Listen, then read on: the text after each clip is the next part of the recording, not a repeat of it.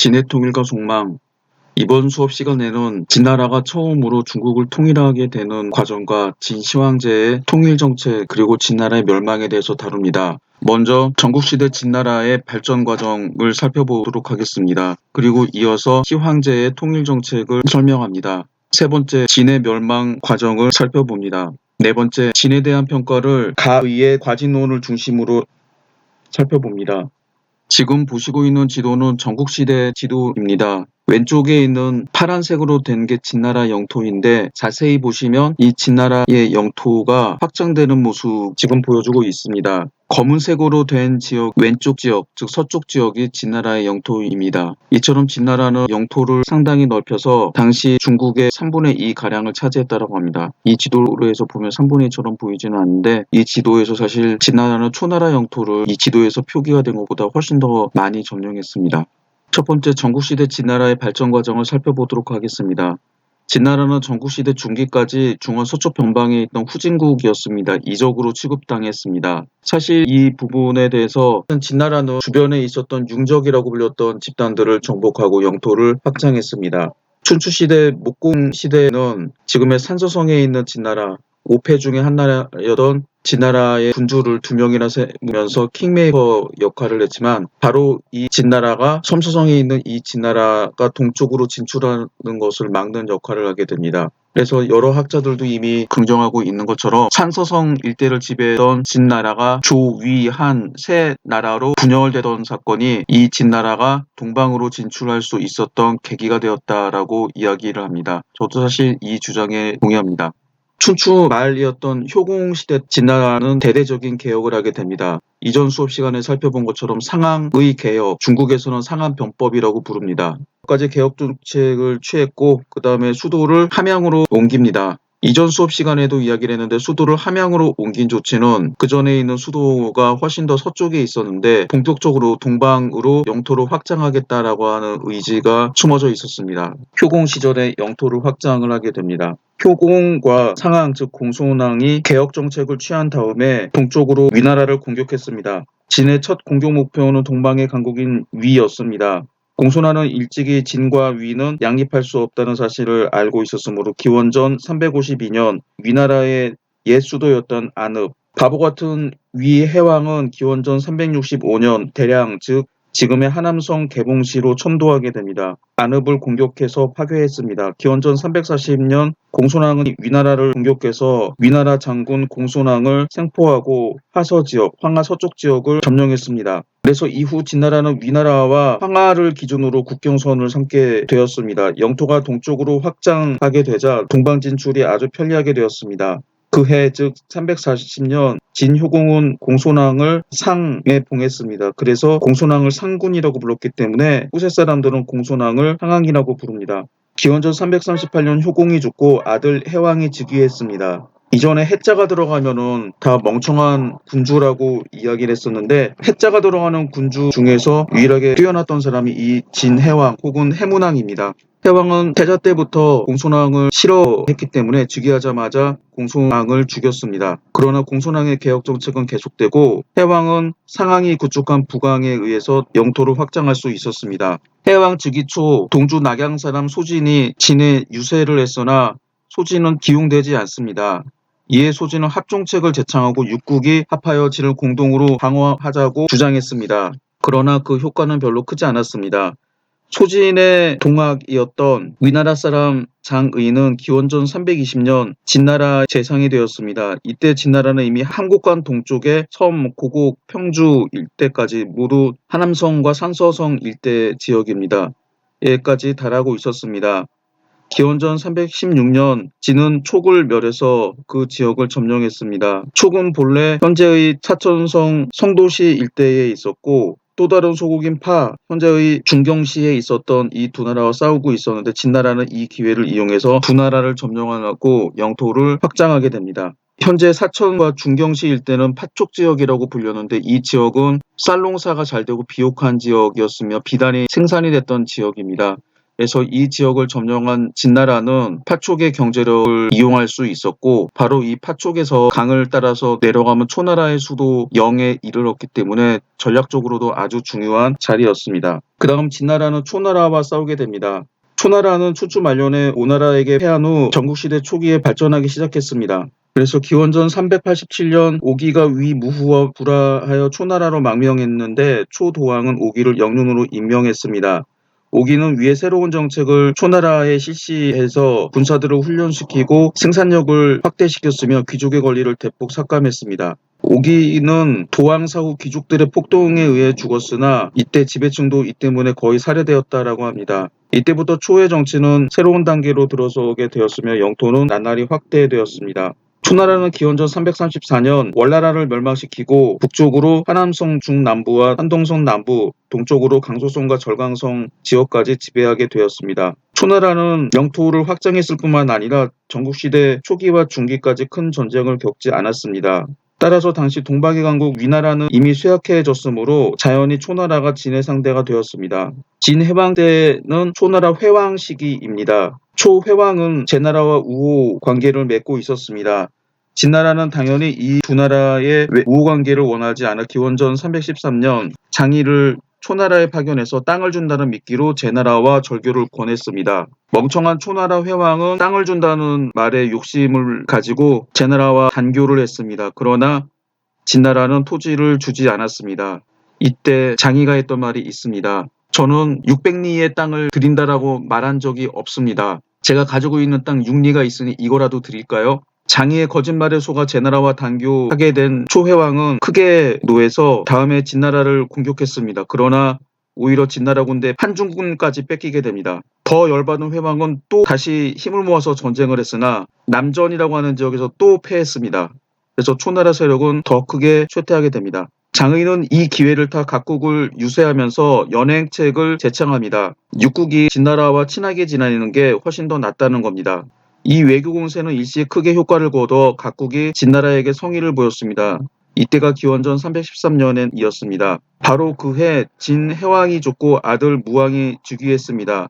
장의는 무왕과 사이가 나빴기 때문에 기원전 310년에 위나라로 망명갔습니다. 그러자 여러 나라들이 연행책을 벌이고 다시 진나라에게 대항했습니다. 무왕은 주나라 영토를 공격을 하고 주나라의 수도에 들어가 주나라의 구정을 직접 들었다라고 합니다. 무왕은 원래 힘이 세서 주변에 장사들을 데리고 다녔는데 자기가 얼마나 힘이 센가라고 하다가 정을 들다가 힘이 붙여서 정을 놓치게 되고 그 정이 무왕의 발을 자르게 됩니다. 그 출혈 때문에 무왕이 죽게 됩니다. 이때 수많은 무왕의 동생들이 서로 왕이 됐다고 싸우다가 이 권력투쟁에서 승리한 게 소양왕입니다. 소양왕 초년에는 외적인 위험이 전횡을 하면서 여전히 영토 확장하는 정책을 취했습니다. 이때 기용이 됐던 명장 백기가 한, 위, 조, 초 등과 싸워서 계속 승리하고 영토를 확장하게 됩니다. 이때 제나라는 연나라의 공격을 받아서 한때 수도가 점령이 되고 70여 성을 빼앗겼습니다. 겨우 나라를 되찾았지만 제나라는 이미 이전과 같은 강대국이 아니었습니다. 그래서 진나라에 대항할 수 있는 세력은 없었기 때문에 진나라는 영토 확장을 계속하게 됩니다. 이때 진나라와 국경선을 맞닿고 있었던 한나라와 위나라는 영토를 거의 절반이나 뺏겼습니다. 초나라도 거의 절반이나 해당하는 땅을 뺏겼습니다. 기원전 280년에서 278년 사이에 2, 3년 동안 현재의 호북성과 호남성에 해당하는 지역을 뺏기고 수도였던 영도 진나라에게 함락되었습니다. 그래서 초나라는 진으로 북천할 수밖에 없었습니다. 진이라고 하는 지역은 원래 춘추시대에 있었던 나라 이름인데 하남성 해양현 일대에 해당합니다. 조나라도 진나라와 전쟁에서 패했으나 다행히 그 피해는 크지는 않았습니다. 기원전 270년 진나라와 조나라가 싸우는데 이때는 조나라가 이기고 진나라가 졌습니다. 바로 그해 즉 270년 진나라는 전략을 바꿔서 소양왕은 위나라 출신인 범수 혹은 범저라고도 발음합니다. 의 건의를 받아들여서 원교 근공책을 취하게 됩니다. 즉 멀리 있는 그런 국가들과 외교 관계를 맺고 가까운 포위한 다음 가까운 지역에 있는 나라를 공격하는 정책을 뜻합니다. 그래서 한나라와 위나라를 공격해서 영토를 확장했습니다. 따라서 다른 나라들을 넘어서 원정하지 않고 불필요한 낭비를 줄였으며 조나라, 초나라 등과 연합해서 한 위를 고립시켰습니다. 이 전략이 시행된 지 10년 동안 가장 큰 피해를 입은 게 한나라인데 황하 이북의 영토를 모두 진나라한테 뺏겼습니다. 이어서 진나라는 조나라를 공격을 하게 되는데 장평에서 전국시대 최고의 전투가 벌어지게 됩니다. 기원전 260년입니다. 이해 진해 장군 왕클이 한나라의 상당군을 점령했습니다. 이때 한나라 사람들이 조나라로 많이 피난하자 조나라는 연파를 보내서 장평에 주둔하게 하고 이들을 안무하도록 했습니다. 이 때문에 진나라 군대와 충돌이 일어나게 됐습니다. 연파는 수비 전략으로 지구전을 택하여 가끔 출전하여 응전하면서 날짜만을 끌어 진나라 군사들이 스스로 물러가게 하였습니다. 진은 비록 적은 승리를 하였으나 연파의 전략에 곤욕을 당했습니다. 이때 유언비어를 퍼뜨려 마침내 조나라로 하여금 연파를 소환하게 하고 조사의 아들 조과를 총사령관으로 임명하도록 공작을 하게 됩니다. 조과는 군사이론가였지만 실제적인 전투 경험은 없었습니다. 그는 연파를 대신하여 장군이 된 이후 즉시 출전하여 진군을 공격했습니다. 이때 진나라는 총사령관을 왕흘에서 명장 백기로 바꿨습니다. 조나라는 진나라 복병의 습격을 받고 군대가 둘로 나뉘게 되고 각각 진지를 구축해서 수비하게 되었습니다. 진나라 군대는 조나라 군대를 포위하고 한해 지역, 지금의 하남성 중에서 황하 이북 지역을 지칭하는 지역 이름입니다. 15세 이상의 남자를 징발해서 장평으로 보내 조나라의 구원병과 식량을 끊어버렸습니다. 조나라 군대는 고립무원이 돼서 포위된 지 46일 만에 식량이 다하자 포위를 뚫으려고 했으나 실패하게 됩니다. 마침내 조과의 정예부들을 이끌고 출전하였으나 진나라에게 패하고 살해되었습니다. 총사령관은 이런 조나라 군대는 투항했는데 그 수가 40만 명에 달했다라고 합니다. 진나라는 어리고 약한 사람들 240명만 돌려보내고 나머지는 전부 다 몰살시켰습니다. 이 싸움으로 조나라는 45만 명이 죽었습니다. 그래서 국력이 크게 쇠퇴해졌습니다. 조나라가 이 전투에서 패하게 되자 육국의 운명은 곧 진나라에 망하는 것으로 정해지게 됩니다. 장평전에서 승리를 거둔 백기는 곧바로 조나라의 수도의 한단을 공격하려고 했으나 범수가 한나라와 위나라의 로비를 받고 철군을 주장하게 됩니다. 한나라와 조나라는 진나라의 땅을 떼주고 강화했습니다. 비하인드 스토리를 보면은 만약에 백기 장군이 조나라를 정복하게 되면은 재상이었던 범수보다 더 뛰어난 공을 세우게 된다라고 한나라와 위나라의 사신들이 이간질을 하게 되고 범수도 백기 장군이 자기보다 잘 나가는 것을 참을 수 없었기 때문에 모함을 했다라고 합니다. 그래서 백기와 범수 사이에 흠이 벌어지게 됩니다. 기원전 258년 진나라는 왕릉에게 조나라의 수도 한단을 공격하게 했으나 실패했습니다. 소양왕은 다시 백기를 총사령관으로 임명해서 지휘하도록 하였으나 백기는 이를 거부했습니다. 그러자 소양왕은 백기를 파면하고 변방으로 유배를 보냈으나 다음에 백기는 스스로 목숨을 끊게 됩니다. 이때 위나라의 공자 무기 즉 신능구는 이때 조나라를 구원해서 진나라 군대를 크게 물리치게 됩니다. 그래서 한단의 포위는 풀려서 정세는 잠깐 평온해집니다. 기원전 256년 진나라는 다시 한나라와 조나라를 정벌해서 한나라의 양성, 부서 등을 점령하고 주왕실의 영토까지 육박했습니다. 기원전 256년 진나라가 한나라를 정복하자 당시 주나라는 서주와 동주로 나눠져 있었는데 서주가 먼저 불허하게 되고 난왕은 제후와 합의하여 정예군으로 진나라를 공격했습니다. 그러나 진나라 군대가 반격하자 서주는 방어하지 못하고 무공은 진나라로 가서 죄를 빌고 소속된 성읍 36개, 백성 3만 명을 바쳤습니다. 진나라는 그를 다시 서주로 돌려보냈습니다. 그해 즉 기원전 256년 난왕이 죽고 난왕의 뒤를 계승할 사람이 없게 되자 주나라는 이로써 망하게 됩니다. 다음해 즉 기원전 255년 서주는 진나라한테 병합이 되었습니다.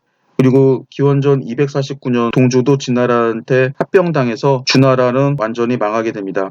소양왕이 죽은 후 효문왕, 당량왕이 차례로 즉위했으나 효문왕은 3일 만에, 장량왕은 4년 만에 모두 죽었습니다. 그래서 기원전 247년 장량왕이 죽자 아들 정이 즉위했는데 이때 나이 겨우 13살이었습니다. 따라서 이때 진나라의 정치는 태후와 재상 여부리가 담당하게 됩니다.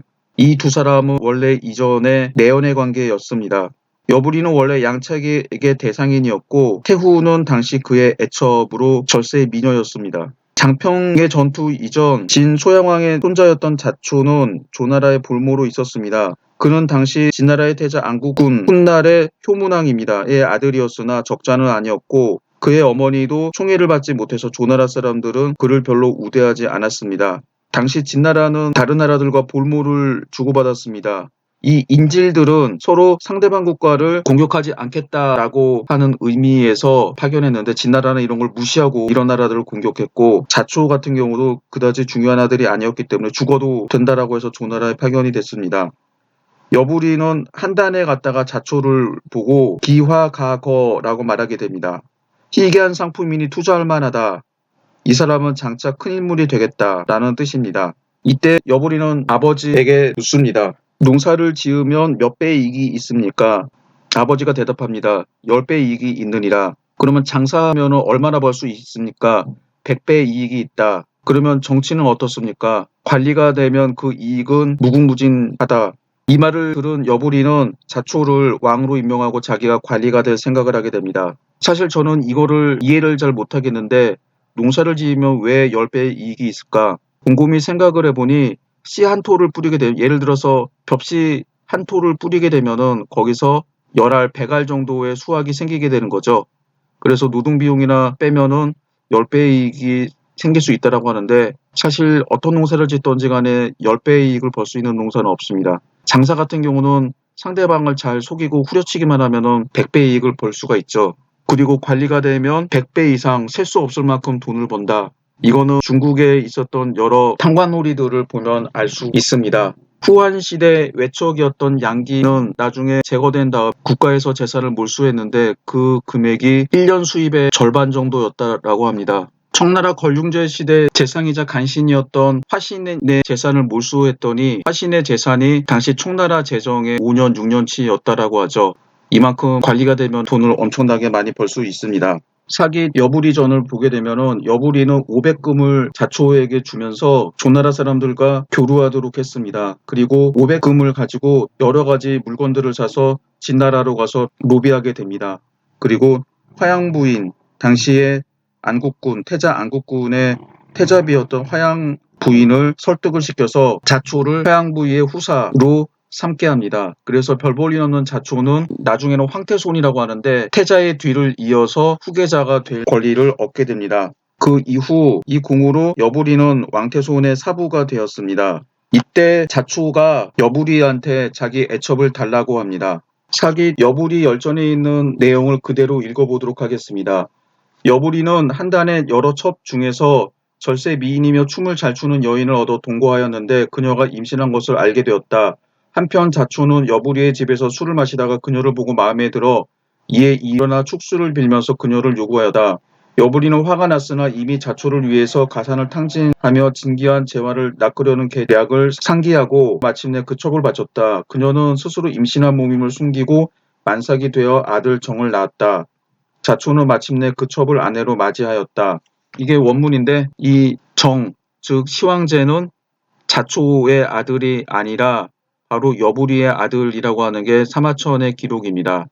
그러나 저는 이 기록을 사실대로 믿지 않습니다. 사마천이 진시황을 모욕하기 위해 채만식의 소설 탕률 읽어보면 우리나라의 찰진 욕들을 아주 잘 배울 수가 있는데 이 욕 중에서 좀 심한 욕이 이부지자, 즉 너는 아버지가 둘이다라고 하는 겁니다. 이것은 자기뿐만 아니라 자기의 아버지와 어머니를 동시에 욕하는 거죠. 아마 진시황제를 이부지자로 욕하기 위해서 이런 사실을 왜곡했을 것입니다. 자초는 기원전 250년 즉위해서 장양왕이 되고 조희는 왕후, 여부리는 재상이 되어 문신으로 봉해졌습니다. 장양왕이 죽은 후 여부리는 진왕정이 아직 힘이 없는 어린애인 것을 이용해서 정권을 장악을 하고 태후와 다시 밀회를 하게 됩니다. 그런데 여부리는 진왕정이 커가게 되자 태후와 자기와의 관계가 발각되어 화를 당할까 두려워하게 됩니다. 그래서 당시에 정력이 좋다라고 하는 노예를 태후에게 바칩니다. 정력이 좋았던 노예는 침대에서 밤일을 잘해서 태후를 만족시켰고 이에 태후는 노예를 열후에 봉하게 됩니다. 그러나 여기에 만족하지 못한 노예는 태후와 사이에서 낳은 아들을 왕으로 옹립하기 위해서 기원전 238년에 반란을 일으켰습니다. 그러나 이 반란은 진왕정에게 평정되었습니다. 진왕정은 이 반란을 이용해서 태후의 권력을 빼앗고 여부리도 내쫓았습니다. 그리고 자신이 친정하면서 육국통일에 힘을 기울였습니다. 여부리가 정권을 잡고 있었을 때 문객이 3, 4천 명 있었는데 모두 삼진, 즉 위, 한, 조 세 나라 사람들이었습니다. 진나라 사람들은 이 삼진 사람들이 등용이 된 것을 싫어해서 여부리가 쫓겨나자 외국 출신 관리들을 전부 다 내쫓자고 주장하게 됩니다. 진왕정도 이를 받아들였습니다. 이때 객경 이사가 유명한 글을 올려서 과거 진나라에서 외국 출신 관리들이 했던 큰 공로를 열거하고 객경, 즉 외국 출신 관리들의 축출은 지혜롭지 못한 처사라고 주장했습니다. 그 결과 진왕정은 축객령을 취소하고 이사도 진왕정의 신임을 받았습니다.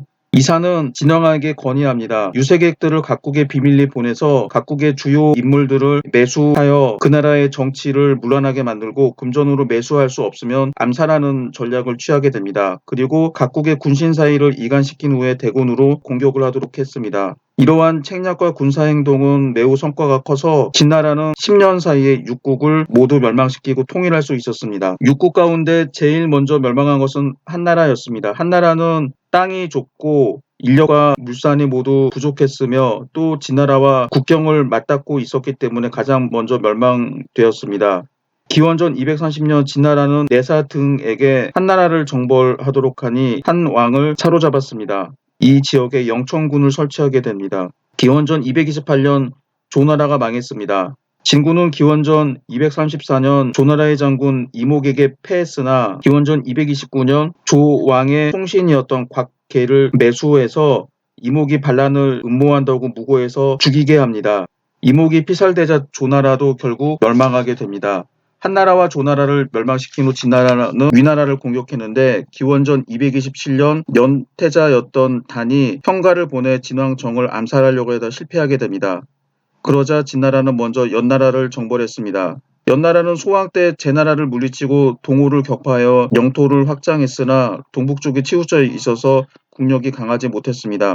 진나라는 연나라를 정벌하여 연 본토가 함락되자 연왕 희는 요동으로 물러나 태자 단을 죽이고 화해를 청했습니다.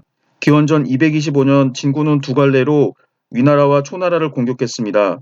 위나라를 공격하는 진군은 왕분이 지휘하였고 초나라를 공격한 진군은 이신과 몽염이 지휘하였습니다. 이해 왕분의 군대는 대량을 공격해서 위왕 가를 살해함으로써 위나라를 멸망시켰습니다.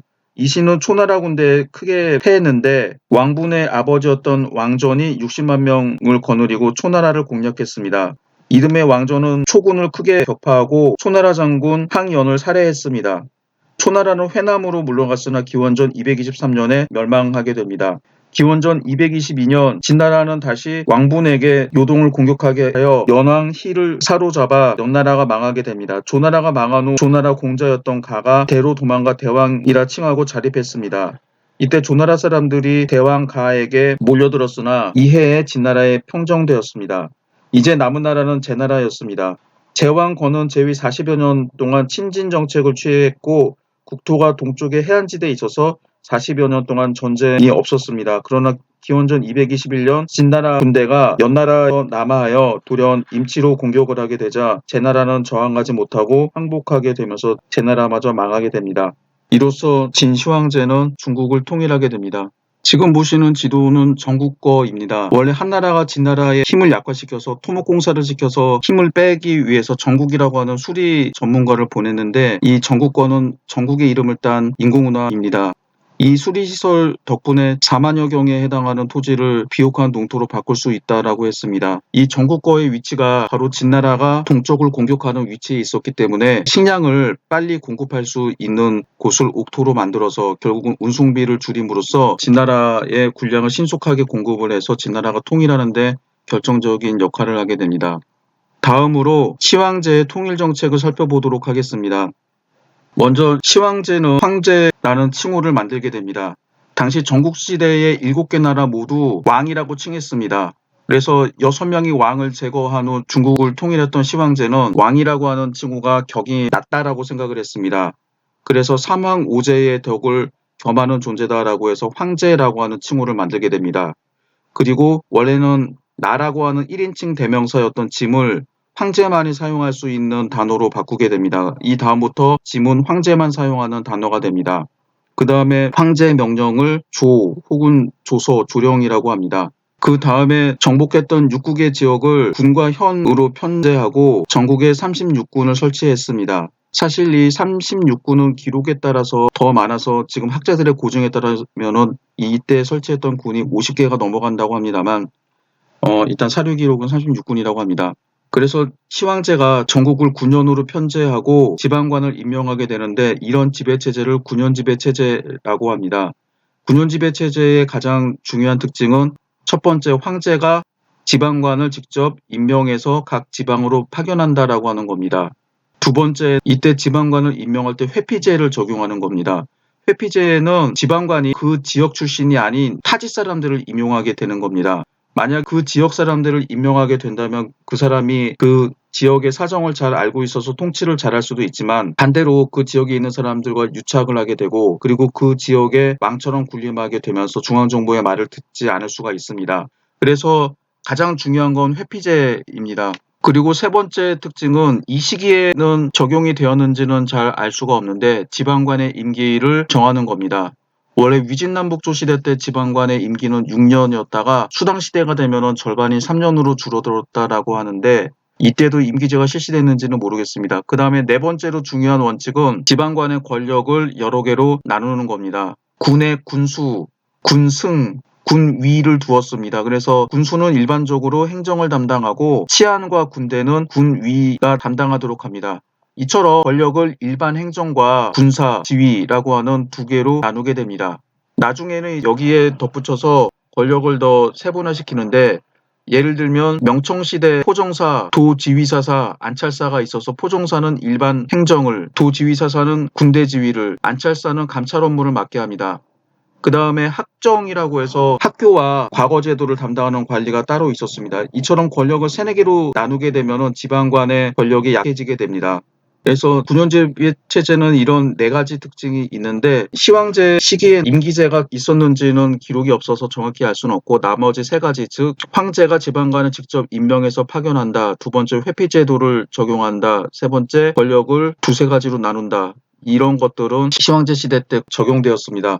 이 군현제 문제와 관련해서 군현제와 봉건제와 관련된 사료를 읽어보도록 하겠습니다.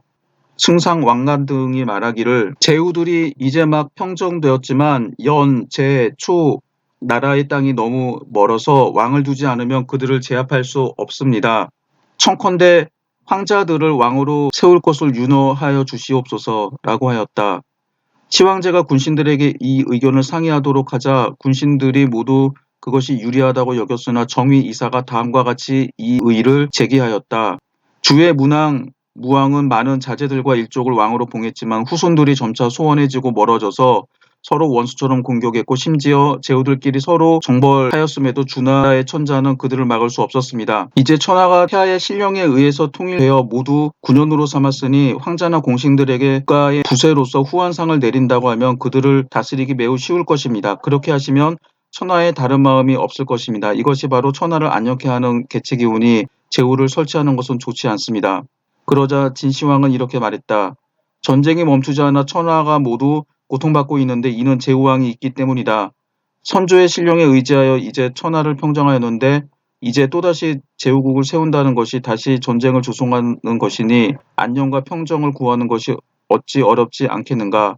정의의 의견이 옳도다. 그래서 천하를 36개 군으로 나누고 군마다 수, 위, 감을 두었다. 여기에서 원래 승상 왕관을 비롯한 신하들은 주나라 즉 서주 시대 때의 봉건제를 다시 실시하자고 했습니다. 이에 대해 이사가 반대하게 됩니다. 시황제는 이사의 의견에 따라서 봉건제 대신에 군현제를 택하게 됩니다. 36개 군에 파견되었던 수, 즉 군수, 위, 군위, 감, 군감이라고 하는데 군수는 일반 행정을, 군위는 군대 지휘를, 감은 감찰 업무를 맡게 됩니다. 이어서 그 다음에 있는 문단을 읽어보겠습니다. 백성을 일컫는 말을 바꾸어 검수라고 하게 하고 전국에 큰 연회를 베풀었다. 천하의 병기를 수집하여 함양에 모아놓고 전국의 부호 12만호를 함양으로 이주하게 하였다. 조묘, 장대궁, 상림원이 모두 위수의 남쪽 언덕에 있었다. 이것들은 진나라가 제후들을 평정할 때마다 그 나라의 궁실을 모방하여 함양의 북쪽 산기슭에 지은 것인데 남쪽으로는 위수가 흐르고 옥문 동쪽에서 경수, 위수에까지 이르며 궁전 사이에 구름다리와 주각이 서로 연 이어져 있으며 제후들에게서 뺏은 미인과 종고가 이곳을 메우고 있었다. 사기 진시황 본기. 여기에서 진시 황제가 했던 정책들이 모두 있습니다. 하나하나 설명해 보도록 하겠습니다. 이때에 했던 가장 중요한 게 각종 규격을 통일하는 조치였죠. 그래서 도량형, 문자, 화폐, 수레폭 등을 통일하게 됩니다. 도량형과 문자, 화폐 이런 것들을 통일하게 했다라고 하는 것은 국가가 한 가지 기준에 따라서 세금을 걷고 백성들에게 노동력을 징발하고 군역을 부과하기 위한 조치였습니다. 특히 문자를 통일하는 것은 당시 중국 사람들의 말이 달랐기 때문에 문자마저 다르게 되면 의사소통을 제대로 할 수 없었습니다. 그 다음에 당시에는 문서행정이 있어서 문서로 의사를 주고받았기 때문에 이런 문자 통일이 가장 중요합니다. 그 다음에 문화와 사상을 통제하기 위해서 분서갱유라고 하는 조치를 취하게 됩니다. 문서는 기원전 213년 박사 순우월이 봉건제도 회복을 주장하자 이를 반대하게 됩니다. 이사는 이를 반대하고 유생들이 정보범령을 비판하며 백성들을 현혹시키고 다른 주장만 내세운다라고 하면서 정치에 대한 논의를 언급하도록 주장했습니다. 그리고 민간인이 정치성을 띤 서적을 몰수해서 소각할 것을 건의했습니다. 이 명령이 내려진 다음에 30일 안에 책을 소각하지 않으면 벌로 성단, 이라하여 불에다 불로 지져가지고 글씨를 씁니다. 이걸 묵형이라고 합니다. 그 다음에 숙성의 노역에 4년 동안 복역하게 했습니다. 그래서 육국의 역사책과 문학, 시서, 여러 사상가들의 책들을 전부 다 없앴습니다. 그리고 진나라의 역사책과 의학, 그다음에 복서라고 해서 점치는 책, 농사 짓는 법에 대한 책들은 없애지 않았습니다. 실생활에 필요했기 때문이죠. 여기서 제자백가의 책을 전부 다 없애게 됐는데 그러면 법가를 제외한 유가, 도가, 묵가 이런 책들을 어떻게 해서 지금까지 살아남을 수 있었을까요? 이거는 두 가지 이유가 있습니다. 첫 번째는 진나라가 통일한 지 얼마 안 돼서 바로 망했다라고 하는 점입니다. 두 번째는 이때 사람들이 책은 없애도 책에 있는 내용을 머릿속에 암기하고 있었습니다. 만약에 진나라 오랫동안 지속이 됐었으면 머릿속에 책으로 암기하고 있었던 사람들이 죽으면 지식이 없어졌을 텐데 진나라가 바로 망하게 되자 이런 내용들을 암기하고 있던 사람들이 자기 암기하고 있던 내용을 구술하였고 이렇게 구술해서 만들어진 텍스트가 지금까지 남아있는 사서입니다. 그 다음에 갱유는 기원전 212년에 발생했습니다. 시황제는 원래 미신을 잘 믿고 자기가 불로장생, 즉 영원히 죽지 않기를 바래서 방사들을 해외로 파견해서 신성과 불사약을 구하도록 했으나 이들은 전부 시황제를 상대로 해서 사기를 치게 됩니다. 그리고 방사 후생, 노생이 시황제 행위에 불만을 품고 시황제를 비난하면서 도망쳐버렸습니다. 이에 열받은 시황제가 방사들을 탄압했던 게 갱유입니다. 이때에 함양성에 있던 유생들 460명을 전부 다 생매장시켰다라고 합니다. 그래서 여기서 유생이라고 해서 유학자를 탄압한 것처럼 생각되지만 실제로는 방사들, 즉 시황제를 상대로 사기치려고 했던 사람들을 전부 다 제거한 것인데 사실 분서라고 하는 거는 명백한 사상 탄압입니다만 갱유는 사기꾼들을 전부 다 죽여버린 거기 때문에 이거를 사상 탄압으로 보기는 조금 어렵지 않을까 생각합니다. 그 다음에 시황제는 제나라 사람이었던 추연이 오덕종시설을 헌상하자 이 학설을 채택하게 됩니다. 이 오덕과 관련된 문장을 한번 읽어보도록 하겠습니다. 시황제는 오덕이 순환 반복한다는 순서를 고찰하여 주나라는 화덕을 얻었는데 진나라가 주나라를 대신했으니 주나라의 화덕이 이기지 못하는 수덕을 따라야 한다고 여겼다. 그리하여 이제는 수덕의 시작이니 1년의 시작을 바꾸고 조정의 하례식도 모두 10월 초하루에 거행하였다. 의복, 깃발, 부절의 색은 모두 검은색을 숭상하였다. 수는 6을 기초로 하였으니 부절, 법관은 모두 6지로 규정하고 가마의 너비도 6자로 정했으며 6자를 일보라고 하고 수레 한 대를 6마리의 말이 끌게 했다. 황하를 덕수라고 계명하여 수덕의 시작을 나타냈다.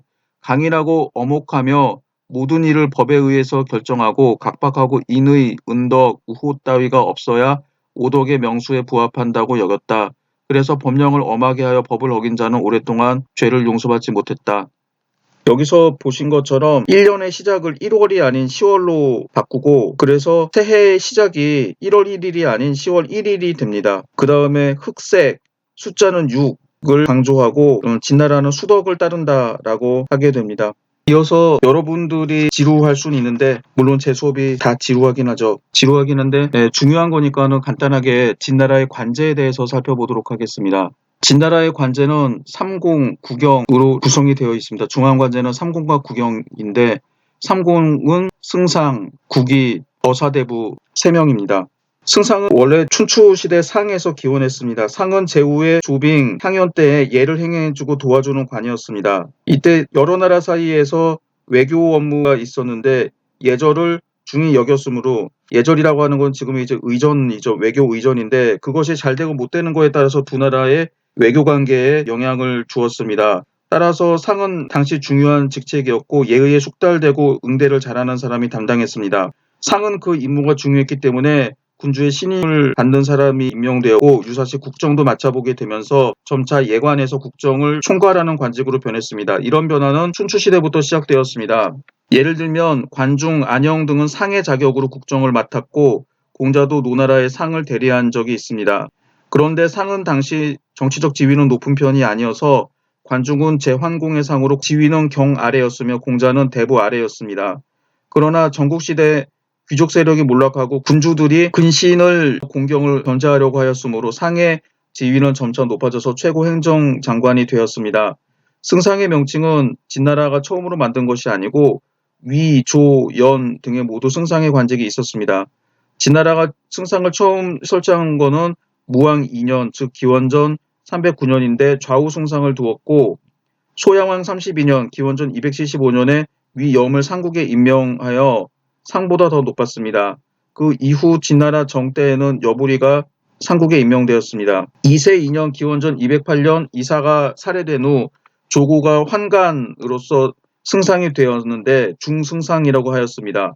앞에 중자를 붙인 것은 환관이라는 뜻의 의미를 담고 있습니다. 승상은 관리를 임명하며 상벌을 집행하고 국가 최고 의결권을 가지고 있었습니다. 또 승상의 건의와 요구는 황제가 거의 승낙을 하게 됩니다. 승상의 중요한 직속 관리로는 시중, 상서, 사인들이 있었습니다. 태위 혹은 국위는 전국시대 위에서 기원했으며 지배층을 대신해서 군대 문제를 담당하는 무관직이었습니다. 위는 처음에 군주의 시위에 불과했으나 후에 점차 국가의 군관이 되었습니다. 위의 최고 지위는 국위로 전국의 병사를 담당했는데 백기가 소양왕 때 국위에 임명되었습니다. 태위란 명칭은 시황제 통일 이후에 시작됐을 거라고 추측되며 전국의 군대를 장악을 했고 지위와 대우는 승상과 동일했으나 권력은 승상에 미치지 못했습니다. 군권을 장악을 했기 때문에 진나라 때뿐만 아니라 그 이후에도 태위는 늘 임명하는 게 아니라 공석으로 둘 때가 많았습니다. 어사대부는 부승상으로 어사 즉 시어사의 우두머리였기 때문에 대부라고 불립니다.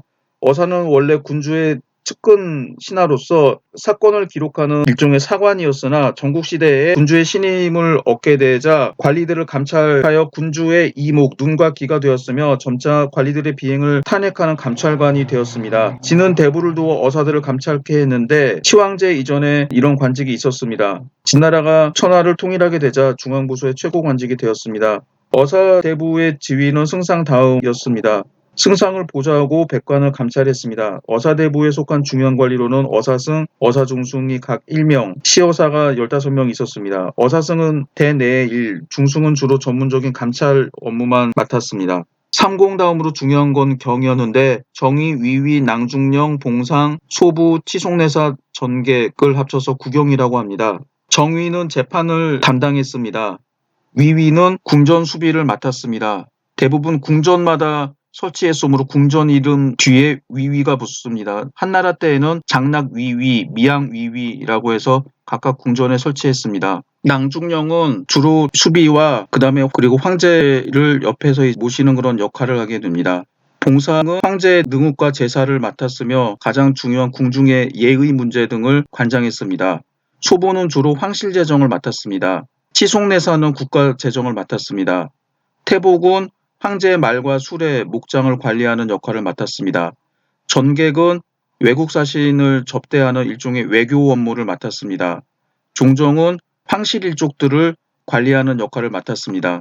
이어서 중위는 수도 지역을 수비하는 역할을 맡았습니다. 장가산안관을 보게 되면은 이 중자가 관중의 중자여서 즉 관중 지역, 즉 당시에는 수도가 있었던 지역을 관중이라고 했는데 이 지역의 군사력을 맡아서 처리하는 중요한 관직이었습니다. 지금 보시고 있는 지도는 진나라가 통일한 다음에 영토를 확장했던 지도입니다.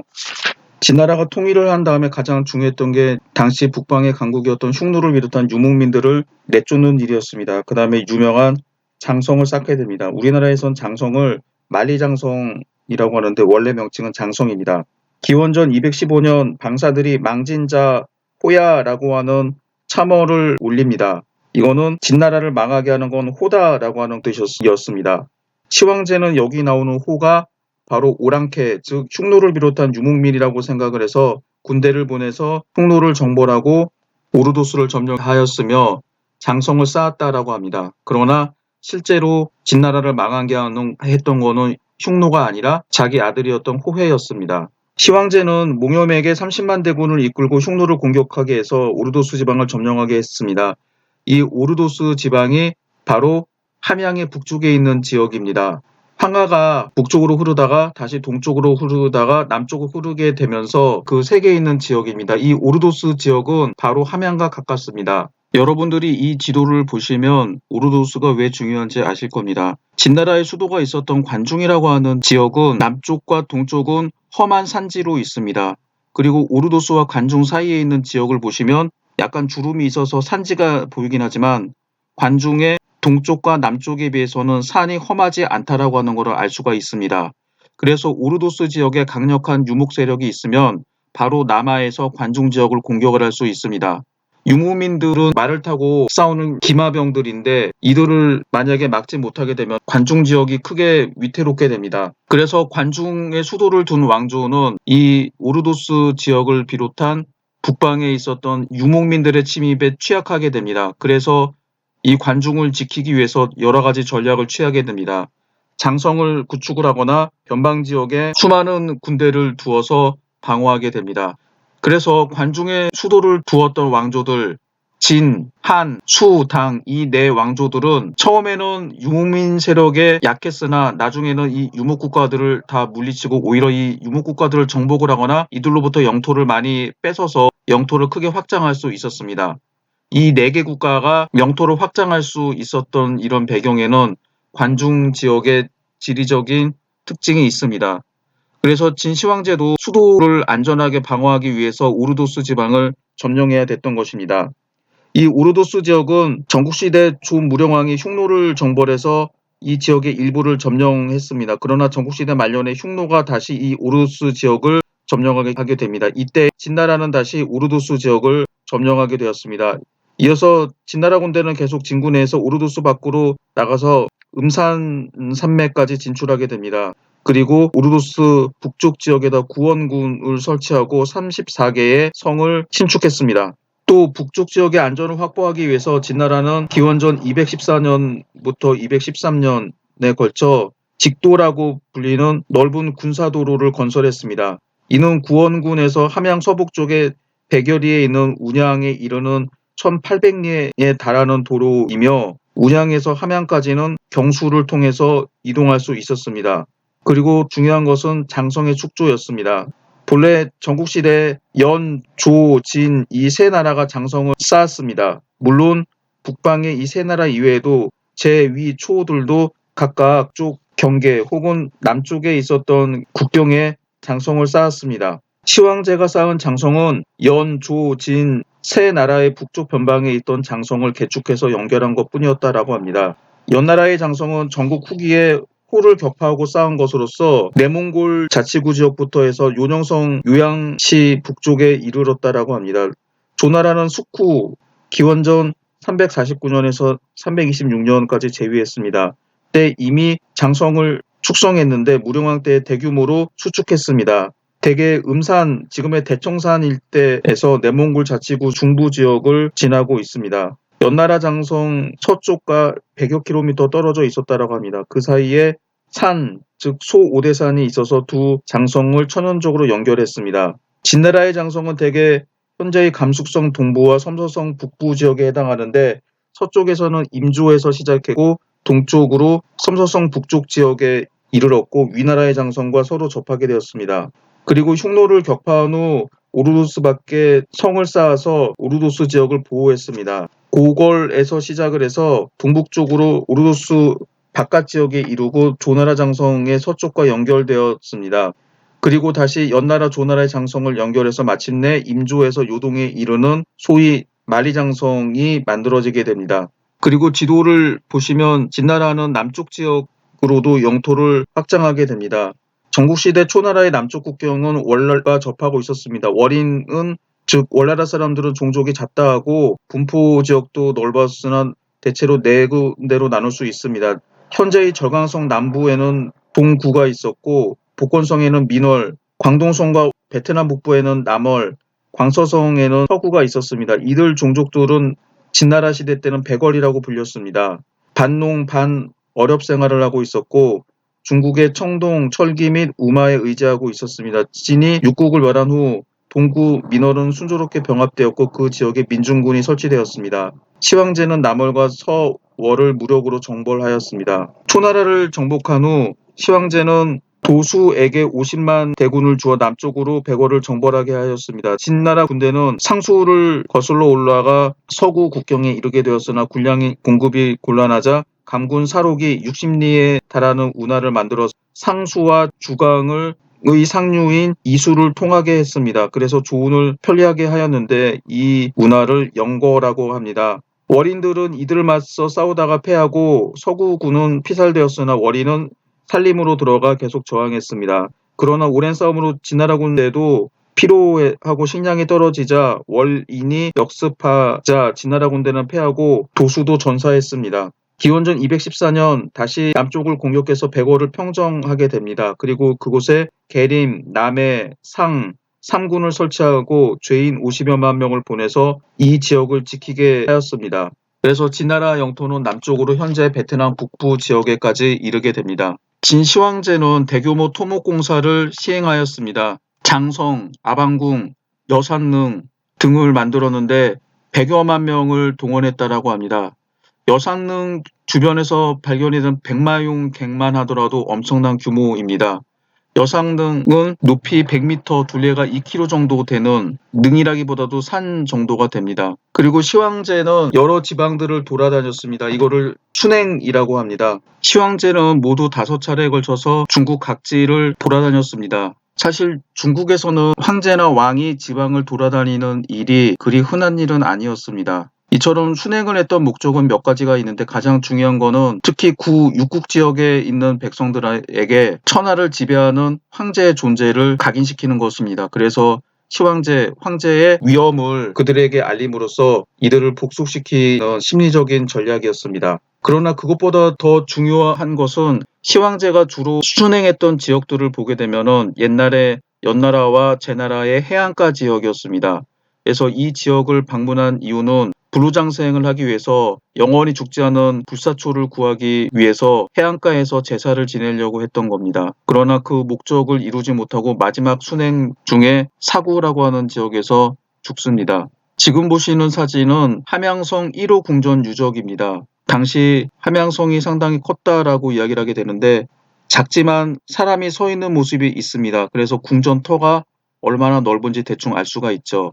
이 사진은 1호 궁전 유지 모형입니다. 이 사진은 2호 궁전 유지 모형입니다. 지금 보시고 있는 것은 함양성 성벽입니다. 대개 중국에서는 황하 유역에 있는 가늘고 입자가 가는 흙을 물을 넣어서 위에서 다집니다. 다지면은 시멘트보다 엄청나게 딱딱해지게 되는데 이런 식으로 만든 성입니다. 이전에는 함양성에 과연 성벽이 있었느냐라고 하는 게 학자들의 큰 의문이었습니다. 진나라가 망하는 과정을 보게 되면은 유방의 군대가 후관을 돌파하게 되자 진나라 군대는 저항조차 하지 않고 3세 황제 자영은 저항조차 하지 못하고 유방에게 항복을 하게 됩니다. 그래서 이렇게 쉽게 공격을 했던 게 당시 함양을 지키는 성벽이 없었기 때문이 아니냐라고 추측을 하게 되는데 요새 여러 군데에서 함양성 성벽이 발견이 되고 있습니다. 지금 보시는 사진은 아방궁 유적이라고 합니다. 딱 봐도 궁전터에 해당하는 그 대만 하더라도 상당히 높다라고 하는 걸 알 수가 있죠. 지금 보시는 거는 진시황제 능입니다. 어디가 능인지 잘 모르시겠죠? 지금 녹색으로 되어 있는 지역이 바로 시황제의 능입니다. 산처럼 보이죠? 높이가 100m이고 둘레가 2km니까 산이라고 해도 믿을 수 있을 겁니다. 중국은 우리나라와 달라서 옛날에도 그랬는데 지금인지는 모르겠는데 지금 대부분의 황제들의 능에 가보면 다 나무가 빽빽하게 자라고 있습니다. 우리나라 같으면은 상상도 못할 일이죠. 지금 보시는 건 병마용입니다. 서안에 가보면 반드시 병마용을 구경해야 된다라고 하는데 당시 진시 황제를 지키기 위해서 원래 사람을 순장을 시켜야 되는데 사람을 순장을 시킨 게 아니라 이처럼 병사들의 얼굴 모습 하나하나를 그대로 본떠가지고 진흙으로 만든 군사들을 만들었습니다. 지금도 이제 여러 군데에서 발굴이 되고 있는데 여기서 보시는 것처럼 수천 명의 군사들이 있습니다. 왼쪽에 있는 사진은 이 병마용이 망가진 건데 당시에 이 병마용을 만들다가 사고가 나가지고 천장이 허물어지게 되면서 일부는 크게 망가졌다라고 합니다. 이 병마용 사진을 보시면은 모두 사람들의 얼굴이나 표정이 다 다르다라고 합니다. 그래서 실제 인물들의 모습을 본떴다라고 하는데 참 대단하죠. 왼쪽 사진을 보시면은 중국인이 구경하고 있는 모습을 보고 있는데 거의 사람 실물 크기와 유사합니다. 이런 거 하나하나 만드는데도 엄청난 돈이 들었죠. 지금 보시는 거는 병마용갱에서 출토된 동검입니다. 그리고 다음에 있는 건 청동 화살입니다. 여기서 병마용갱에서 철로 만든 화살이 아니라 구리로 만든 화살이 구리 합금으로 만든 화살이 발견이 됐는데 이게 단순하게 무덤에 넣기 위한 부장품이었는지 실제로 사용했던 건지 잘 모르겠습니다. 다른 박물관에서 봤던 연하도에서도 진나라의 동공과 창이 발견되었는데 이게 만약에 진나라가 연나라에 수출을 했거나 하사한 제품이 아니라 연나라 지역을 공격했던 군사들이 사용했던 거라고 하면은 우리가 아는 것과 달리 청동기 무기가 철기 무기만큼이나 자주 사용되었음을 알 수가 있습니다. 이거는 이제 좀 더 살펴봐야 될 그런 문제입니다. 여기서 몇 개의 사진을 보여드렸는데 이 사진을 보여드린 이유는 이게 진나라가 얼마큼 토목공사를 하는데 돈을 많이 들였나라고 하는 걸 알 수가 있습니다. 진나라의 인구는 약 2천만 명이었다라고 하는데 이 중에서 100만 명을 동원했다라고 하면은 20분의 1, 남녀 비율을 1대1이라고 치면은 성인 남성 10명 중에서 1명을 동원한 거니 적은 숫자는 아니었습니다. 게다가 이런 것들을 만드는데 흙을 모아가지고 쌓는 거야 그렇다 치더라도 이 병마용 군사 하나하나를 만드는데도 엄청나게 많은 돈이 들어가게 됩니다. 그리고 이는 진나라의 멸망의 한 원인이었다라고 합니다. 다음으로 진나라의 멸망을 살펴보도록 하겠습니다. 진나라가 망한 이유가 실정, 즉 정치를 잘못했기 때문이다라고 하죠. 진나라의 실정으로 가혹한 법가적인 통치, 가혹한 통제, 그리고 대규모 토목공사로 재정을 낭비하고 노동력을 소모했다라고 하는 점입니다. 당시 육국 사람들은 진나라처럼 가혹한 통제를 별로 좋아하지 않았기 때문에 진나라의 가혹한 통제는 진나라 사람들은 이미 익숙해서 버틸만 했지만 그렇지 못한 사람들이 견디지 못하게 되었다라고 합니다. 그리고 대규모 토목공사 때문이었다라고 하는데 장성, 아방궁, 여산릉 이 세 가지만 하더라도 진짜 엄청난 돈이 들어갔죠.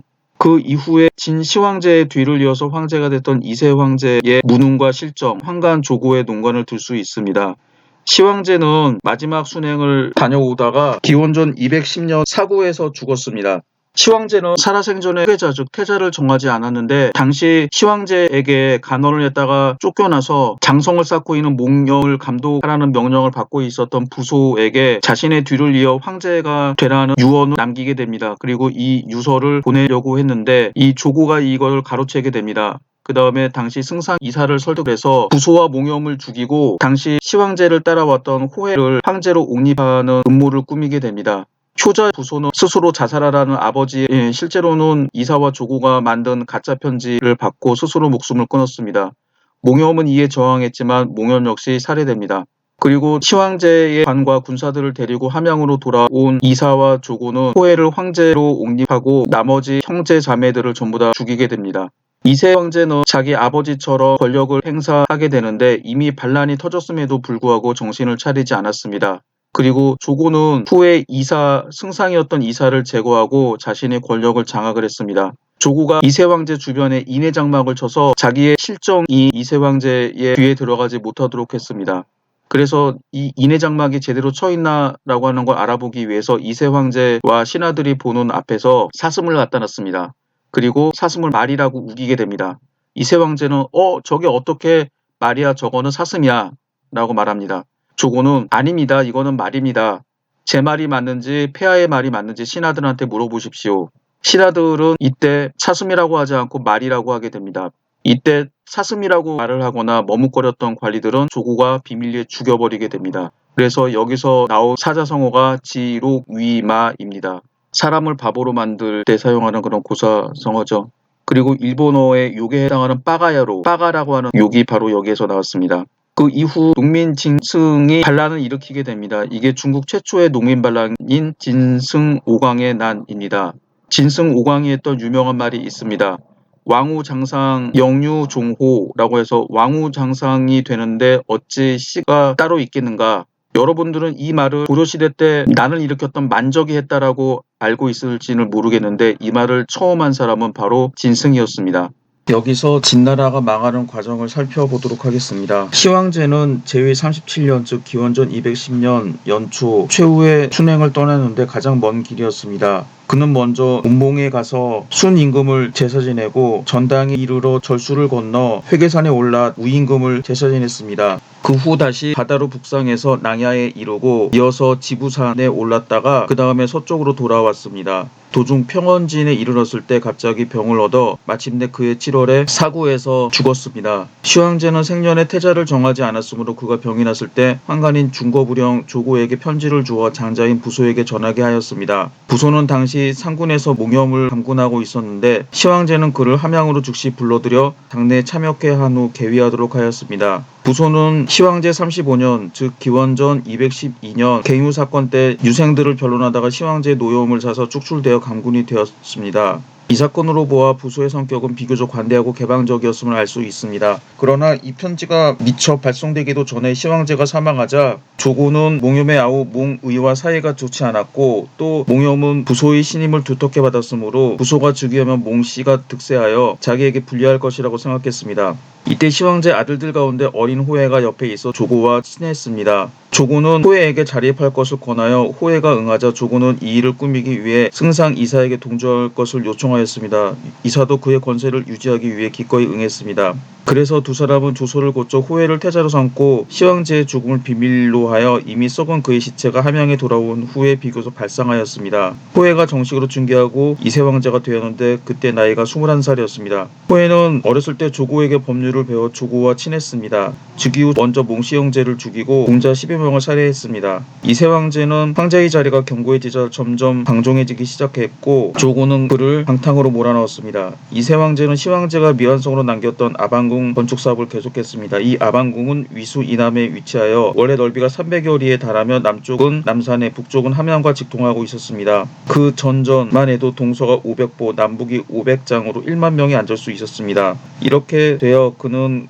아버지가 완성하지 못한 사업을 완성하였는데 이 공사의 규모와 동원된 인원이 얼마나 많았는지는 상상할 수 있습니다. 그는 또 많은 개와 말 등 가축을 기르고 백성들의 콩, 좁쌀 등을 징발하여 사료로 쓰니 함양 부근의 100여 리 이내 백성은 먹을 식량마저 없었습니다. 진은 시황제 통일 후 2세 즉위까지 모두 13년에 불과했으나 이 기간 동안 백성의 고통은 전에 없이 컸었습니다. 전쟁과 변방의 방어에 사용되어 얼마나 많은 사람이 해를 입었는지 알 수 없고 다행히 생존한 자는 세금의 중화가 끝없는 노역에 동원되어 삶의 흥미도 잃었습니다. 또 금고를 당한 사람이 많았고 형벌이 참혹하였으며 형벌의 종류도 여러 가지가 있었습니다. 사형만 해도 요참, 육시, 효수, 팽, 문수 등의 형이 있었고 이 밖에 2, 3족, 3족을 멸하는 걸 뜻합니다. 연좌의 법이 있어서 개인의 생명을 유린하고 있었습니다. 정부의 조치에는 절대로 비평을 용납치 않았고 만약 불만을 나타내면 개인은 물론 온 가족의 생명이 그 대가를 치루어야 했습니다. 원래 진나라 사람들은 이와 같은 생활이 습관화되었으나 다른 육국은 비교적 자유로운 생활을 하였으므로 이러한 정치에 대해서 견딜 수 없었습니다.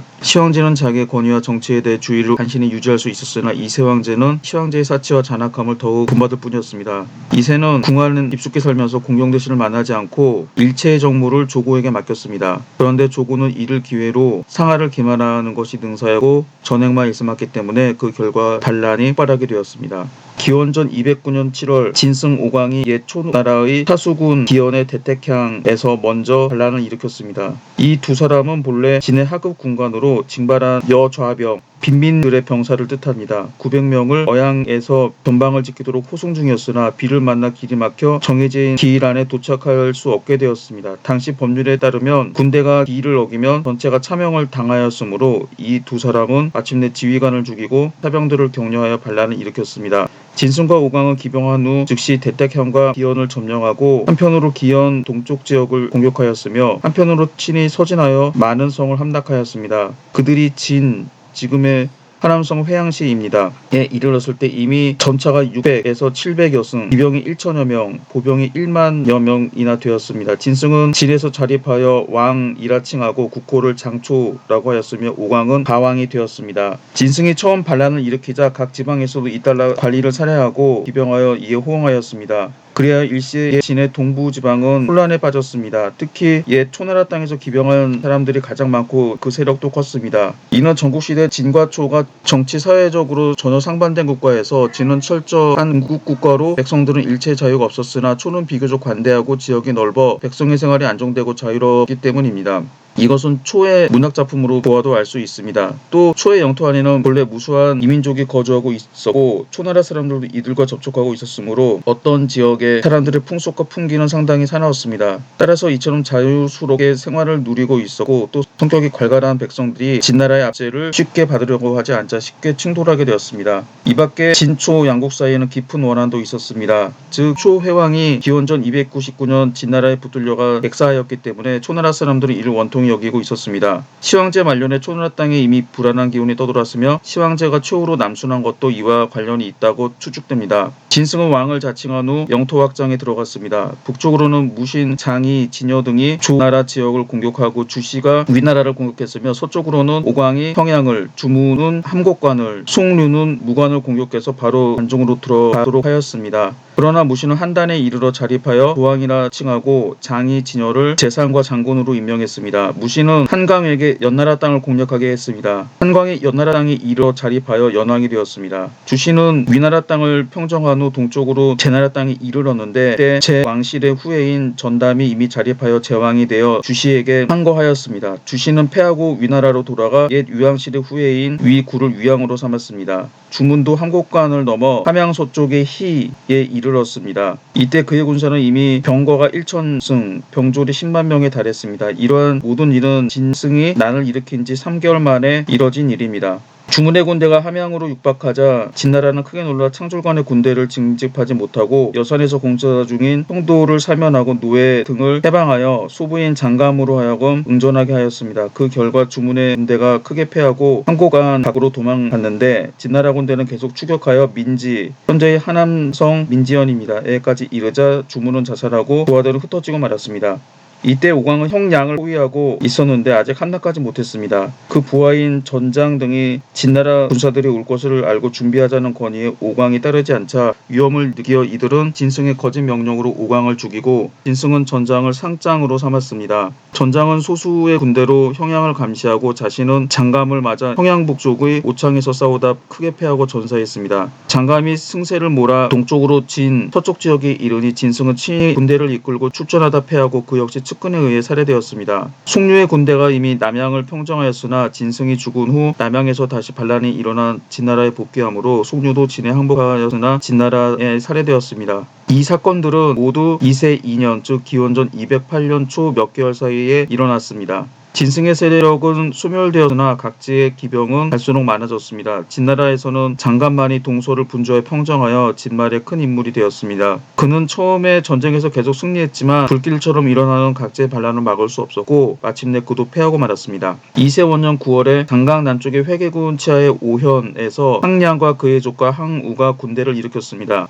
항량은 초의 명장 항연의 아들로 원래는 하상에 살고 사람을 죽인 다음 항우를 데리고 오후에 망명하여 그곳 사대부의 추앙을 받고 있었습니다. 항우도 장성하여 용감하고 힘이 세기로 이름났습니다. 진승의 반란 소식이 전해지자 이들은 회계태수를 습격하여 죽이고 항량이 군수 자리를 대신하게 되었습니다. 이어서 사람을 모집하자 8천여 명의 무리가 모여 항량이 직접 지휘하고 항우를 비장으로 삼았습니다. 다음해 3월 항량과 항우는 군대를 이끌고 장강을 건너 북상하면서 도중에서 군대를 일으킨 진영, 영포 등을 맞아들이고 합의에 이르러 병력이 6, 7만에 달했습니다. 이때 평성 동쪽에는 진가가 지휘하는 의병이 옛 초의 귀족인 경시 후에 경구를 초왕으로 삼았었는데 이들도 항량에게 병합되었습니다. 또 스스로 패공이라 칭했던 패 사람 유방의 세력도 흡수하였습니다. 유방은 본래 진 사수의 진장이었습니다. 사람들 및 주색을 좋아하고 생산은 하지 않으면서 재산을 가벼이 하고 쓰기를 좋아했으므로 사람을 잘 사귀었습니다. 한때 그는 정부 지시에 따라 형도들을 이끌고 여산으로 복역하려는 도중 도망한 자가 적지 않았으므로 풍현 서쪽에 늪을 지날 때 모두 석방하고 따르기를 원하는 형도 10여 명과 함께 망, 탕 두 현의 산속에 숨었습니다.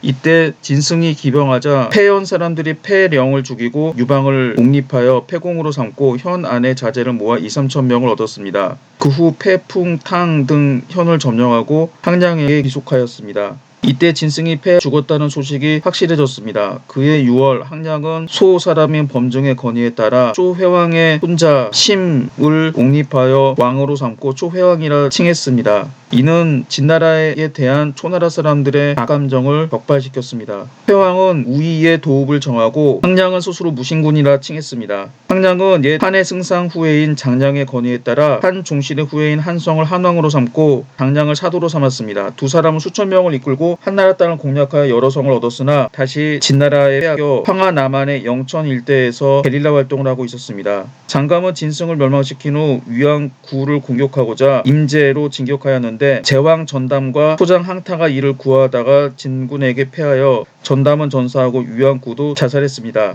이 일도 2세 2년 6월의 일이었습니다. 위구의 동생 위표가 초에 항복하자 초왕은 그에게 수천 명을 주어 다시 위나라 땅을 취하도록 하여 위의 20여 성을 함락하였습니다. 회왕은 이에 위표를 위왕으로 삼았습니다. 대나라 사람들도 전담이 죽은 후 전 제왕 건의 동생인 전가를 왕으로 삼았습니다. 전담의 동생 전영은 남은 무리를 이끌고 동쪽으로 도망하자 장감이 이를 추격하다가 항량에게 패하여 전영은 마침내 제나라 땅을 평정할 수 있었습니다. 이어서 전영이 전가를 축출하자 전가는 항량에게 도망하였고 전영은 전담의 아들 전씨를 제왕으로 삼고 자신은 제나라의 제상이 되었습니다. 항량은 진군을 격파하여 계속 승리하자 잠옷 교만해졌습니다. 9월에 장감이 관중의 원군을 얻어 초군을 정도에서 크게 물리치자 항량도 전사했습니다. 이에 장감은 황하를 북상하여 조나라를 격파했습니다. 조나라는 이세원년 무신이 자립하여 조왕이 된 후 2세 2년 초 무신이 내란으로 피살되자 장이 진여 등은 조왕실의 후예인 조허를 조왕으로 삼아 신도에 머물고 있었습니다. 장감은 북상하여 조나라 군대를 크게 물리치고 한단성을 평정하였습니다. 조왕헐은 거록성에 도피하고 진나라 군대가 그를 포위했습니다. 이때 초군은 팽성 부근에 모였으며 회왕도 이곳으로 옮겼습니다. 조는 여러 차례 초나라의 구원을 요청하였고 회왕은 송의를 상장군에 항우를 차장에 범증을 말장에 임명해서 조나라를 구원하도록 하였습니다. 송의는 항량이 반드시 패할 것이라고 예언했던 것처럼 일찍이 병법을 잘 아는 것으로 유명했습니다. 또 회왕은 유방을 파견하여 진승 항량의 부하들을 수습하고 서쪽으로 나아가 진나라를 정벌하도록 하였습니다. 항우는 본래 유방과 같이 서쪽으로 정벌하기를 원했으나 회왕은 그가 너무 잔악해서 진나라 사람들의 인심을 얻을까 두려워하여 송의로 하여금 조나라를 구원하려 하는데 중군하도록 했습니다. 2세 3년 즉 기원전 207년 초에 송의가 안양에 이르러 46일을 머물면서 진군하지 않고 관망만 하고 있자 항우는 급히 도하하여 조나라와 함께 진나라 군대를 습격하자고 주장했습니다. 그러나 송의가 이를 허락하지 않자 항우는 송의를 죽이고 그 자리를 대신 차지했습니다. 회왕은 이 소식을 듣고 항우를 상장군으로 임명했습니다. 항우는 명령을 받은 후 먼저 2만 명을 파견하여 황하를 건너 거록을 구원하여 승리를 거두었습니다. 뒤이어 항우는 친히 전군을 이끌고 도하한 후 배를 침몰시키고 결사의 뜻을 표시하였습니다. 초나라 군대가 거록으로 진격하여 진나라 군대를 크게 물리치고 진장 왕리를 사로잡아 거록의 호위를 풀었습니다. 이때 장감의 군대는 거록의 남쪽에 머물고 있었는데 초나라 군대는 계속 승리했습니다. 장감은 밖으로 초나라 군대의 압박을 받고 안으로는 조고의 질시를 받아 불안하게 되자 항우에게 투항하였습니다. 항우는 그를 옹왕으로 임명했는데 이때가 7월이었습니다.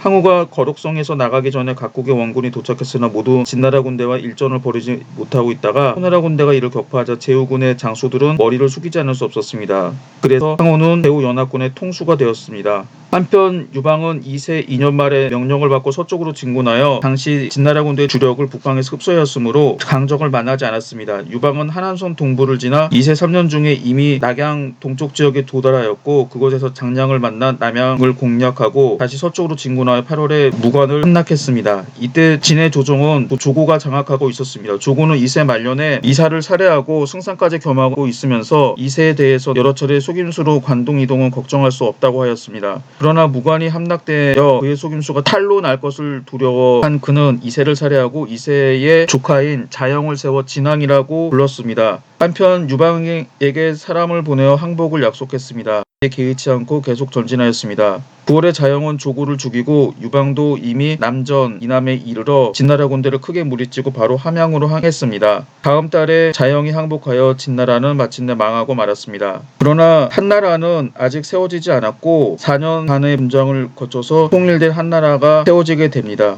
그래서 역사에서는 진나라 멸망 이후 4년 반을 진한교체기라고 부릅니다. 항우와 유방이 싸운 시기입니다. 마지막으로 진나라에 대한 평가를 살펴보도록 하겠습니다.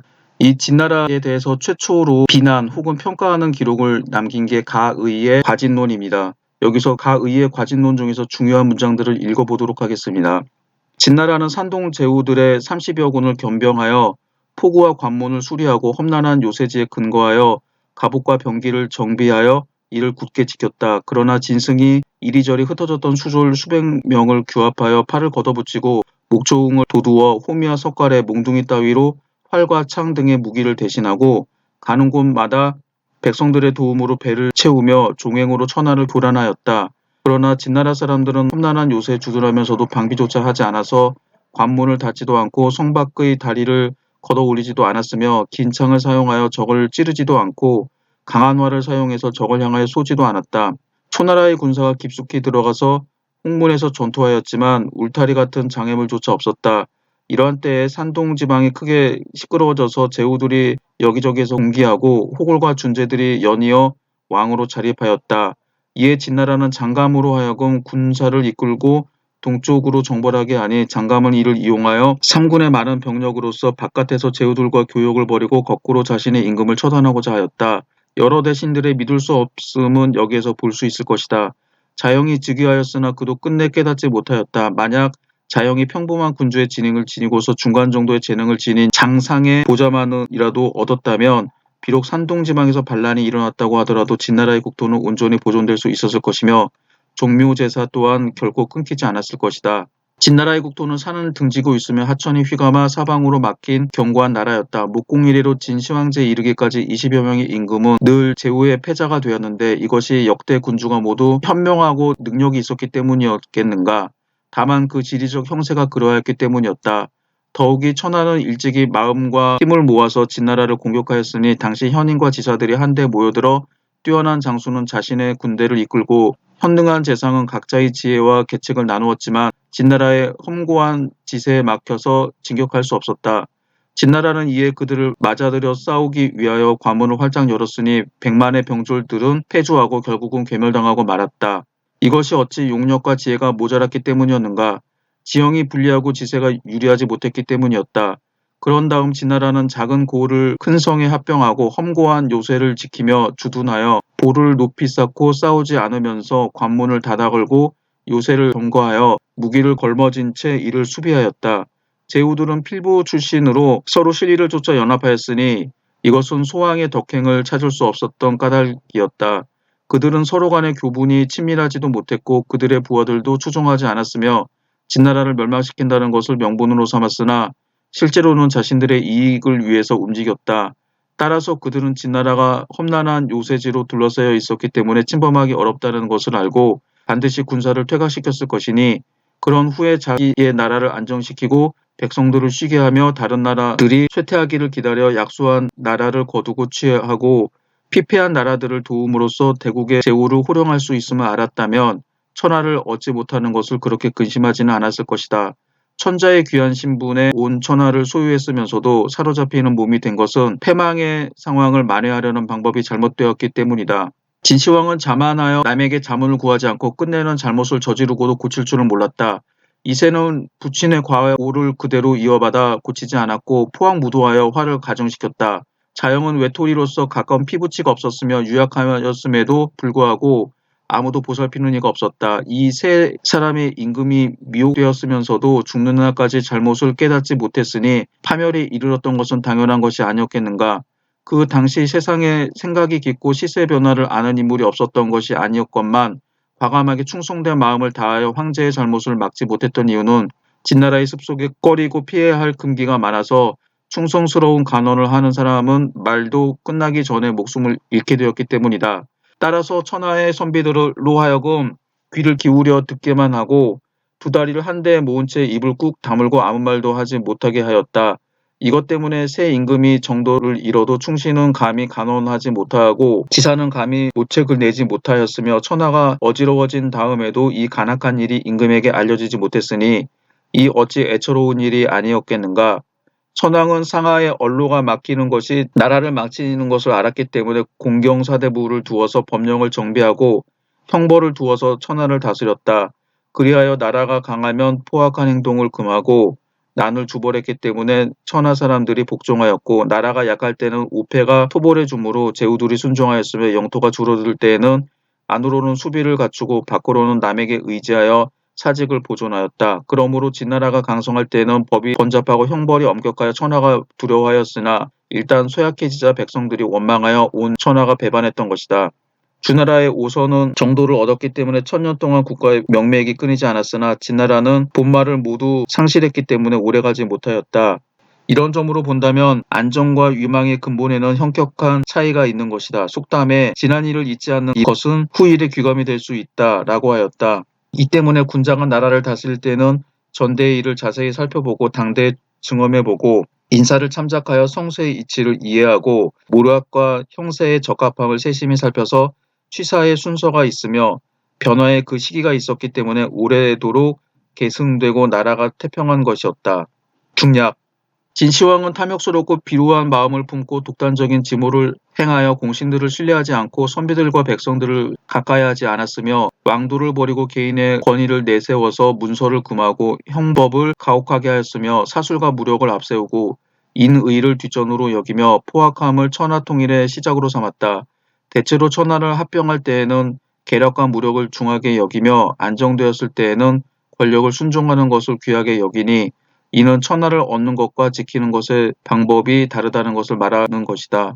그러나 진나라가 전국시대를 지나고 천하를 통일했음에도 그 방법을 바꾸지 않고 정치를 개혁하지 않았으니 이는 천하를 얻고 지키는 방법에 차이가 없는 것이었다. 홀로 고립되어 천하를 소유했으므로 그의 멸망은 서서 기다릴 수 없을 정도로 빨리 도래했던 것이다. 만일 진시황이 전대의 일들을 고려하고 은나라와 주나라의 경험을 본보기로 삼아서 자신의 정책을 결정하고 시행했다면 후에 설사 방자고 교만한 임금이 있었다고 하더라도 나라가 기울고 위태해지는 환난은 없었을 것이다. 때문에 사망은 천하를 세워서 그 명성이 아름답게 드러나고 공업과 위협이 길이 전해지는 것이다. 진 2세가 즉위하자 천하의 모든 사람들이 목을 길게 내밀고서 그 정치를 지켜보고 있었다. 추위에 떠는 사람에게는 누더기 옷도 도움이 되고 굶주린 사람에게는 술지게미도 달게 여겨지는 것이다. 따라서 천하 백성들의 애달픈 하소연은 새로이 즉위하는 임금에게는 밑거름이 되는 것이니 이 말은 고달픈 백성에게는 인정을 베풀기가 쉽다는 것을 이루는 것이다. 만약 2세가 평범한 임금의 덕행을 지니고 충신과 현인을 임용하여 신하와 임금이 한마음으로 세상의 걱정거리를 염려하고 상복을 입은 채로 선제의 잘못을 바로잡으며 토지를 나누어 백성들에게 주고 공신들의 후예에게 시급을 봉하며 제후국을 세워서 군주를 옹립하고 천하의 인재들을 예로서 대우하고 사면령을 내려서 감옥을 비우며 형벌을 면제해주고 죄인의 처와 딸을 노비로 삼는 난잡한 죄명을 폐지하여 각기 자신들의 고향으로 돌아가게 하고 창고와 곳간을 열어서 재물과 돈을 가볍게 나누어 주어 의지할 곳이 없는 외로운 사람과 공궁한 사람들을 구휼하며 세금을 가볍게 하고 노역을 줄여서 백성들의 긴급한 사정을 도와주고 법령을 간략히 하고 형벌을 가볍게 하여 죄인들이 자신의 후손을 보존하게 하며 천하의 백성들로 하여금 모두 스스로 일신하게 하여 자신의 몸가짐을 고치고 품행을 수행하며 각자 몸을 근신하게 하여 만민의 바람을 만족시키고 위신과 인덕으로 천하의 백성들을 대하였다면 천하의 사람들이 모여들었을 것이다. 만약 천하의 백성들이 모두 기뻐하며 각자 자기가 처해 있는 위치에서 편안히 생업을 즐기고 오직 변란이 발생할까만을 염려하며 설사 교활한 백성들이 있다고 하더라도 군주를 배반한 마음을 가지지 않는다면 정도를 벗어난 신하도 자기의 간교를 꾸밀 방법이 없었을 것이며 풍란에 간악한 일들도 그칠 것이다. 이제는 이런 방법을 행하지 않고 거꾸로 포항무도한 짓을 되풀이하여 종묘와 백성들에게 해를 끼치면서 다시 아방궁을 새로 짓기 시작하였다. 또 형벌을 번잡하게 하여 주벌을 엄혹하게 하였으며 관리의 통치가 가혹하고 상벌이 형평을 잃었으며 세금의 징수에 한도가 없고 천하의 역사가 많아서 여기서 나오는 역사는 토목공사입니다. 천하의 토목공사가 많아서 관리들이 감당조차 할 수 없을 지경이었으며 백성들은 공궁한데도 임금은 백성들을 구휼하지 않았다. 이렇게 되자 역모와 사술이 한꺼번에 발생하게 되고 위아래 사람들이 서로 책임을 미루며 죄를 지은 자가 많아져서 형벌을 받는 사람들이 거리에서 서로를 볼 수 있을 정도로 천하의 백성들은 고통을 당하고 있었다. 그리하여 군후와 공경으로부터 서민이 이르기까지 사람들은 스스로 위태하게 여기는 마음을 품었으며 몸은 궁핍하고 고단한 실정에 처하여 모두들 자신들의 지위를 불안해하였기 때문에 쉽게 동요되었던 것이다. 따라서 진승이 탕왕 무왕의 현능함을 지니지 못했으면서도 또 공후의 존귀한 신분이 아니었으면서도 대택에서 팔을 휘둘러 봉기하자 천하의 백성들이 이에 동조했던 것은 백성들이 위난에 처했기 때문이었다. 그러므로 선왕은 일의 처리와 끝의 변화를 보고서 존망의 기미를 알았으므로 백성들을 다스리는 도리는 다만 백성들을 편안하게 해주는 데에 있음을 알고 그것에 힘썼을 뿐이었다. 이렇게 하면 설사 천하의 바른 일에 역행하는 신하가 있다고 하더라도 필시 그들을 돕는 동조자는 없었을 것이다. 그러므로 안정되어 있는 백성들은 함께 더불어 의를 행할 만하고 위난에 처한 백성들은 함께 어울려서 그릇된 짓을 하기 쉽다라고 하였으니 바로 이러한 것을 이루는 것이다. 천자의 귀한 몸으로 온 천하를 소유하고서 그 자신은 죽음을 면하지 못한 것은 바로 기울어가는 것을 바로잡으려는 방법이 잘못되었기 때문이다. 이것이 바로 이세의 과오인 것이다. 잘 들으셨나요? 여기 좀 길긴 하지만 이 문장을 인용한 이유가 혹시 나중에 이 과진론이라고 하는 문장에서 시험 문제가 출제될지도 모르기 때문입니다. 그리고 여기 있는 문장에서 진시황제와 이세황제의 잘못뿐만 아니라 진나라가 망하는 과정을 자세하게 설명했기 때문에 앞에서 진나라의 멸망 과정을 아주 간단하게 살펴봤습니다. 이 과진론이 했던 주장이 맞는지 틀리는지는 사람에 따라서 좀 달라질 수는 있습니다. 그러나 이 가의의 과진론은 진이 멸망한 이유를 처음으로 분석했다는 점에서 아주 중요한 글입니다. 진시황제가 진짜로 폭정을 행했으며 중국 사람들을 괴롭게 만들었는가? 사실일 수도 있고 아닐 수도 있습니다. 진나라 뒤를 이어 두 번째 통일왕조였던 한나라 사람들은 자신들의 정당성이 진나라의 폭정 때문이었다라고 주장합니다. 그래서 진나라 때 있는 제도와 정치들이 모조리 잘못됐다라고 주장을 하게 되죠. 그래서 진시황제는 무조건 폭군, 진나라의 제도는 무조건 나쁘다라고 하게 됩니다. 그러면서 나중에 유학자들이 권력을 장악하게 된 다음 법가 사상을 채용했던 진나라를 더욱더 욕하게 되는 거죠.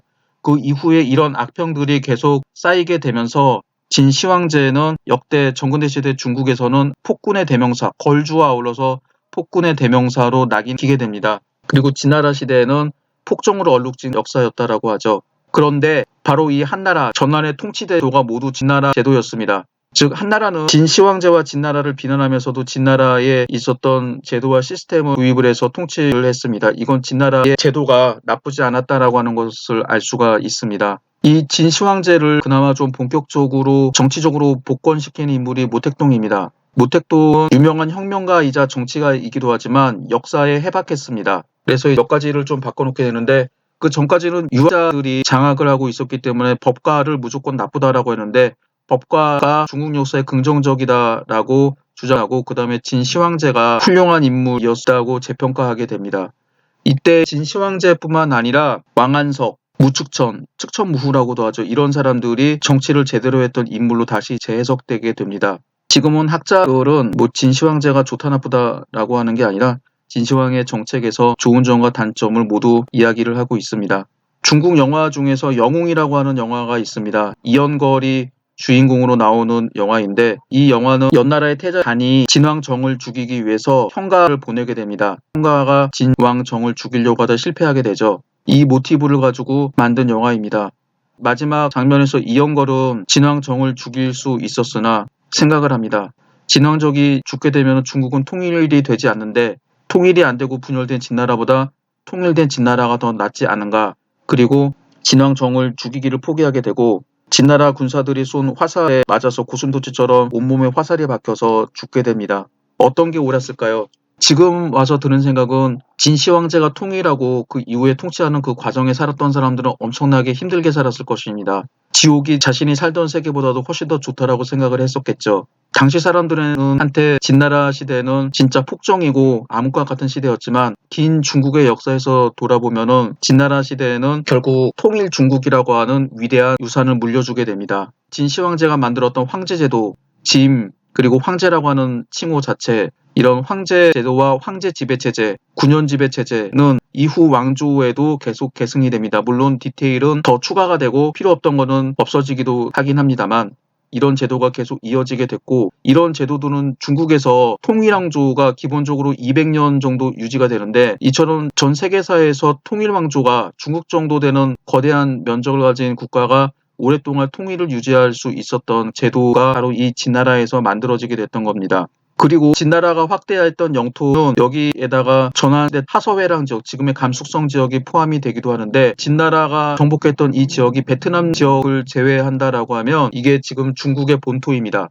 중국 본토라는 말이 조금 그렇긴 한데 중국 본토라는 말은 다시 말하면 한족, 지금 중국인이라고 하는 이 한족들이 사는 땅을 중국 본토라고 합니다. 이 지역이 영토가 확대가 되고 축소가 됐던 적이 있으나 이 진나라 때 만들었던 영토가 중국 역대 왕조의 기본적인 영역이었습니다. 20세기 전반기에 중화민국이라고 하는 국가가 있지만 서로 이제 군벌들로 나눠졌을 때 서로 이 사람들이 중국의 정체성에 대해서 생각을 합니다. 중국은 어디까지가 중국인가? 그 당시에는 만주를 일본에게 뺏겼고 신강 위구르 자치구 지역에서도 여러 차례 독립운동이 있었고 티벳은 달라이라마가 통치하는 국가였습니다.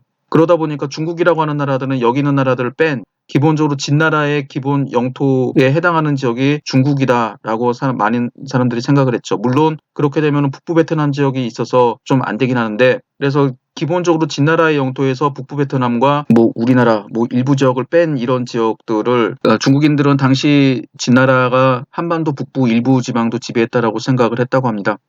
그래서 뺀 지역이 이제 중국 본토라고 생각하면서 한족만의 국가를 만들자라고 이제 주장을 하기도 했었던 거죠. 요약하겠습니다. 진나라는 후세 정근대 시대 여러 왕조들에게 황제 지배 체제, 군현 지배 체제, 만약에 있다고 하면 제민 지배 체제, 그리고 중국 본토라고 하는 4가지를 남겨주었습니다. 이런 점에서 진시황제의 첫 번째 통일과 그 통치는 비록 잘잘못은 있다라고 하더라도 높이 평가되어야 될 것입니다. 이상으로 강의를 마치겠습니다. 감사합니다.